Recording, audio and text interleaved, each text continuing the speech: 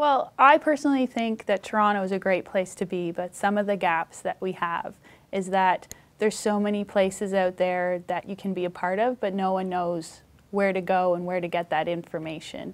And quite frankly, the places that offer that information aren't doing a very good job of getting it out there, and there's no centralized spot where you could put the information even if you wanted to. So everybody's got all these great ideas, and you have this whole group of people that wants to be a part of things, and they don't know how to connect to each other. And there's no big body or big person or big company that has taken the initiative to try and get everybody connected to each other. So everybody wants to know and knows how to, kind of thing. I guess I see that being the biggest gap so far. Well, I think one of the ways we could build stronger connections or start the process, so to speak, I guess, is to have somebody want to be in charge. And I personally feel that person needs to be someone who's paid to do it, or that's their job, because we're all really good at going to our jobs and we make sure we show up because we get paid for it. And we all have these other things we like to do in our spare time, and they never make it to the top of the list. So I guess if somebody's in an official position to want to be the one to start the process going, it has a better chance of starting. And I'd love to see somebody step up to start it, whether it be Rogers or MLSE or another company in the city that already has a great presence and has connections to pretty much everybody, whether they be youth, adults, seniors, newcomers, and recognize that by doing that for the people of the city, they'll get so much back in return, and the city will be a happier place to be, and more people will want to be here. The biggest, in my opinion, in my experience, is sustaining the efforts. I am part of a network that work closely with young people to create that belonging. And moving forward, it needs to remain a priority for the city to bring young people together, to create spaces that young people from all over the city could connect and feel a sense of belonging.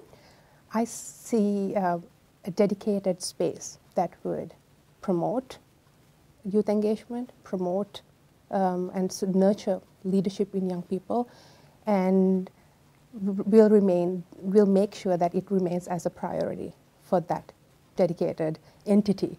I'm not necessarily looking at an actual physical space instead of reinventing the wheel, looking at what is already happening, some great programming structures and activities that is happening in the city, and how can we all collaborate? How can we all convene together, pool in our resources so that any young person, be it you live in Malvern or you live in Western Mount Judges, or you are a newcomer youth, or you are just coming out of a college, knows this is the place I need to go to if I need this information, if I need to find a mentor, if I don't know, where my next phase in leadership is.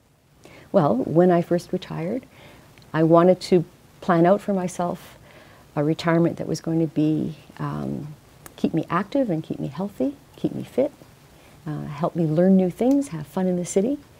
And I found that I needed to do that on a very modest pension.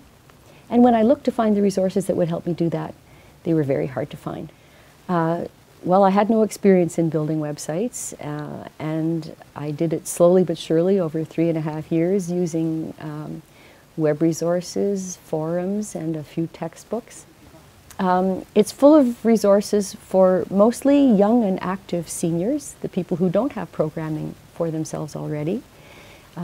You can find there a whole map for creating an interesting retirement for yourself in Toronto.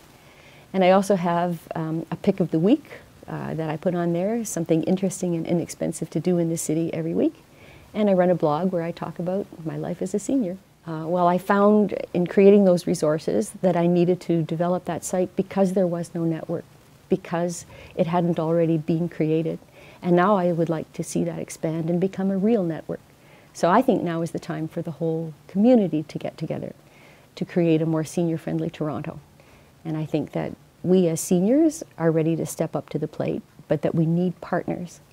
The City of Toronto has already created a senior strategy, but that's only for city services. And we need the other partners to step up too, and that means colleges, universities, community centers, senior centers, arts organizations, the private sector. All kinds of groups need to be part of that picture. And so here's what I think has to happen. I think first we need to create a network so we have a place for all those groups to sit down together and talk. Then we need to create a strategy to make a more senior-friendly Toronto, and then we need to make it happen.